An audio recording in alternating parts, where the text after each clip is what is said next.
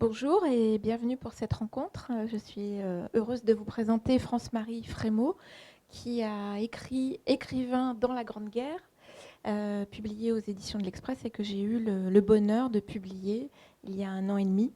France-Marie, elle est docteure en littérature comparée. Elle collabore au magazine de la Grande Guerre, 14-18, le magazine de la Grande Guerre. Et elle a participé aussi au dictionnaire de la Grande Guerre, que vous voyez là, qui est publié chez Bouquin. Elle prépare aussi une version augmentée de ce livre Écrivain dans la Grande Guerre, qui va raconter aussi la vie des peintres dans la guerre et qui sortira chez Omnibus dans cette prestigieuse collection en 2015. Alors, quand France-Marie m'a parlé de son projet, de parler des écrivains dans la Grande Guerre, j'étais tout de suite emballée parce que j'étais très jeune une grande fan de Céline, de Sandrard et de tous ces écrivains. Mais quand j'ai rencontré France-Marie, là, j'ai vraiment su que j'allais le faire parce qu'elle a derrière elle, elle se promène avec les ombres de ces grands écrivains qu'elle connaît parfaitement. Alors, il faut quand même aussi préciser que ce livre a été nominé dans la sélection du prix Grand Témoin de la France mutualiste. On n'a pas gagné, mais on était quand même bien content d'y figurer. Alors, en guise d'introduction, j'aimerais peut-être que France-Marie, vous nous racontiez comment ce projet est né et en quoi votre passion rejoint aussi quelque part l'intime. Oui, alors l'intime ici, cela signifie la famille. Mais il faut dire qu'à l'origine, je suis plutôt spécialiste des contes de fées. Et mon premier livre, je l'ai publié sur ces contes de fées écrits par des écrivaines. Elles utilisaient elles-mêmes le terme, mais elles vivaient au XVIIe siècle, au XVIIIe aussi. Et nous avons découvert, en parlant, mon éditrice et moi, que les univers des contes de fées et celui de la guerre n'étaient pas contraires. Peut-être que nous en reparlerons. Ils ne sont pas non plus contraires à l'univers de la famille. Ce sont à chaque fois des univers à la fois fermés sur des voyages intérieurs et ouverts sur toutes les questions que l'on peut se poser. Et dans ma famille, il y avait un grand-oncle qui a été tué au chemin des Dames. Bon, je n'en dirai pas plus parce que là n'est pas la question ce soir. Mais s'il avait vécu, manifestement, à partir de sa correspondance, nous pouvons savoir qu'il aurait bien voulu être écrivain. Donc c'est en pensant à lui que j'ai commencé à me désorienter des contes pour aller vers les tranchées. Et j'ai découvert, à cette occasion, tous les écrivains, les vrais, qui avaient fait la guerre, qui l'avaient écrite et qui effectivement m'accompagnent maintenant. Et j'espère que leurs ombres vont apparaître au fur et à mesure que nous en parlerons. Alors, on sait que la guerre a fait plus de 10 millions de morts parmi les soldats et parmi eux, un demi-millier donc étaient écrivains. Alors, il y a Henri Barbusse qui dit ce ne sont pas des soldats, ce sont des hommes, mais parmi eux, des écrivains. Qui étaient-ils ? Alors, c'est intéressant de commencer par se rappeler que c'était des hommes, parce que c'est ce qu'ils voulaient tous, lorsqu'ils ont commencé à écrire, savoir qu'ils le faisaient au nom de leurs camarades, avant d'essayer évidemment de se lancer dans des affaires de style, de récit, de narration, voire de roman. Ils se sentaient investis d'une certaine mission qui était celle de témoigner. Il n'empêche qu'on peut déjà faire une distinction entre ceux qui arrivaient avec une certaine expérience de l'écriture, comme Roland d'Orgelès, qui était déjà journaliste, Henri Barbusse, qui avait publié un premier roman, L'Enfer, et ceux qui étaient tout à fait néophytes, ainsi Maurice Genevoix, qui n'avait même pas terminé ses études à l'École normale supérieure, alors qu'il se destinait à préparer l'agrégation de lettres, et qui s'est mis à écrire du fait de la guerre, avant de devenir l'auteur que nous connaissons, académicien, secrétaire perpétuel de l'Académie, et pour le sujet qui nous concerne là, l'auteur donc de ce 14. On peut faire une distinction entre, à partir de ces deux exemples, Roland d'Orgelès et Maurice Genevoix, une distinction entre les professionnels et les nouveaux, mais à l'arrivée, nous avons des écrivains qui ont construit une œuvre à la fois dans les tranchées et dans leur univers intérieur. Alors le premier à s'engager, c'est Apollinaire.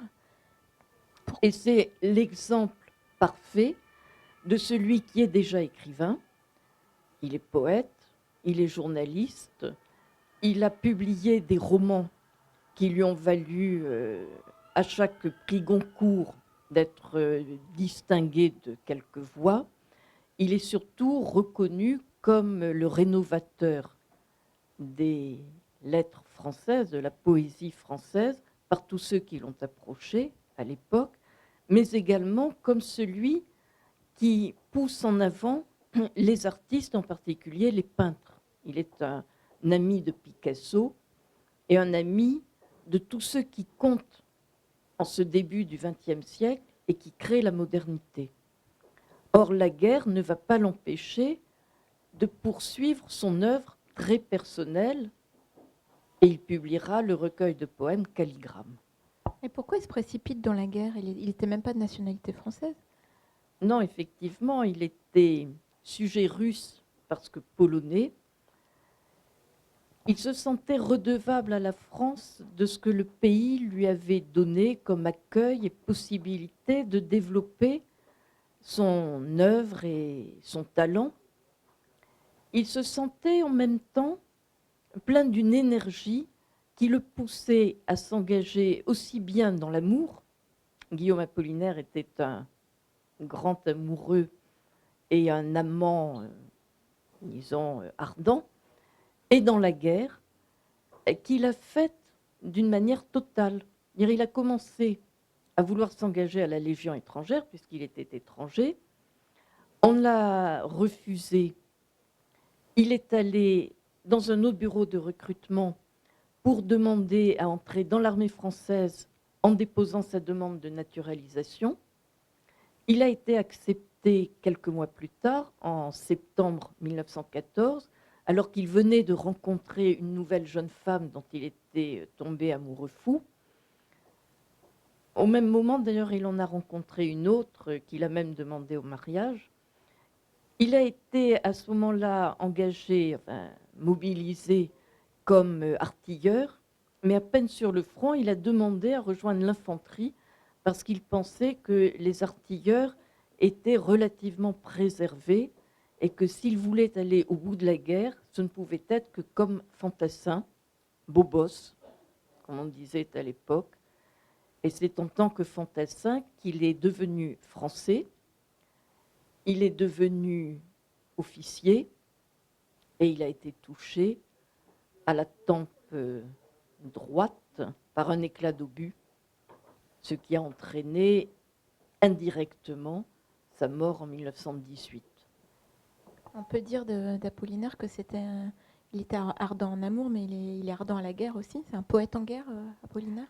C'est un poète en guerre dont il faut lire Calligramme en oubliant un peu que les surréalistes l'ont terriblement critiqué parce qu'il a eu des phrases comme des titres de poèmes, par exemple, Les merveilles de la guerre, et des phrases qui laissaient entendre qu'il avait apprécié la guerre. Mais c'est un malentendu. La phrase la plus connue, Adieu que la guerre est jolie, par exemple, avec ses chants et ses longs loisirs. Mais en réalité, ce qui est joli, c'est là le terme est volontairement euphémisant. Ce qui est admirable, mais il le sait, c'est son désir de création qui lui permet de changer le regard qu'il porte sur les tranchées. Or, il est dans les tranchées. Les rats, les poux, les obus, tout cela, il le connaît quotidiennement. mais il pense que le poète, et Jean Cocteau le pensera aussi, peut transcender le quotidien. Il écrit dans des tranchées, coûte que coûte, sous la mitraille, vous dites. Alors non seulement il écrit, mais il crée même un journal des tranchées, c'est-à-dire une petite feuille que les soldats composaient vaille que vaille et renéotés avec les moyens du bord. Et il en écrit une qui aura 3 numéros, dont le deuxième bascule dans la marmite du ravitaillement. Et le dernier n'aura même pas le temps d'être rédigé, il n'en restera qu'une feuille blanche. Alors, si on parle de ceux qui ont combattu, il y a un autre écrivain très important qui est Blaise Cendrars. Alors lui s'engage dans la Légion. Alors Sandrard, lui aussi, est étranger, il est suisse, étant né à La Chaux-de-Fonds dans le Jura suisse. Il s'engage à la Légion étrangère à la suite d'un appel qui est sorti dans la presse, signé par tous les poètes d'origine étrangère, souvent italiens, comme le poète italien Ricciotto Canudo, qui invite les étrangers amis de la France à s'engager pour aider un pays qui a toujours été, disent-ils, accueillant à la culture la plus originale soit-elle. Et pour que la Légion étrangère les accueille, on crée plusieurs régiments de marche auxquels Blaise Cendrars va apporter, comme Apollinaire, sa fougue. Et lui aussi, d'une certaine façon, aime la guerre. D'ailleurs, il dira par la suite, à la guerre, je n'ai pas écrit une ligne, j'ai été soldat, j'ai combattu, j'ai tué. Il ne craint pas de le dire de cette manière assez crue. Mais ce qu'il ne faut pas oublier, c'est que Blaise Cendrars a peut-être tué, mais lui-même a perdu son bras lorsqu'il a été blessé lors d'un assaut devant la ferme Navarin en Champagne, et c'était le bras droit, celui avec lequel il écrivait. Et on peut dire que la guerre va changer complètement son orientation littéraire, va le transformer. Il va abandonner la poésie, alors qu'il était considéré comme un poète à l'égal d'Apollinaire, lui aussi rénovateur du langage, et devenir romancier n'est peut-être pas le terme, mais disons un narrateur qui va utiliser et son imagination et sa vie, ses voyages et sa vision du monde pour créer des œuvres, disons Mauravagine est peut-être la plus connue, ou Bourlinguer, ou L'homme foudroyé, et en 1946, La main coupée, qui est son récit de la Grande Guerre. Alors, pour parler d'autres soldats qui ont combattu, d'autres écrivains, il y a Giono aussi, qui dit « Quand on n'a pas assez de courage pour être pacifiste, on est guerrier ». Alors Giono se situe exactement à l'opposé de Blaise Cendrars. Lui n'a sûrement pas tué. Il dit qu'il n'a même jamais utilisé son fusil parce qu'il l'avait neutralisé dès le début de la guerre.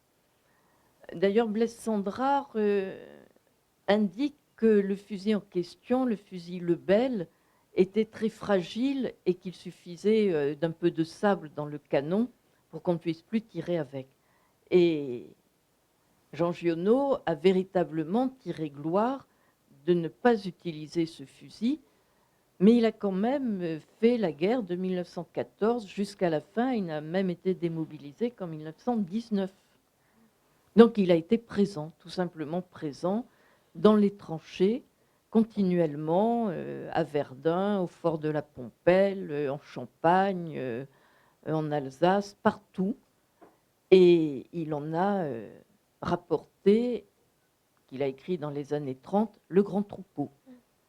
L'un des plus beaux romans de la guerre. Tout à fait.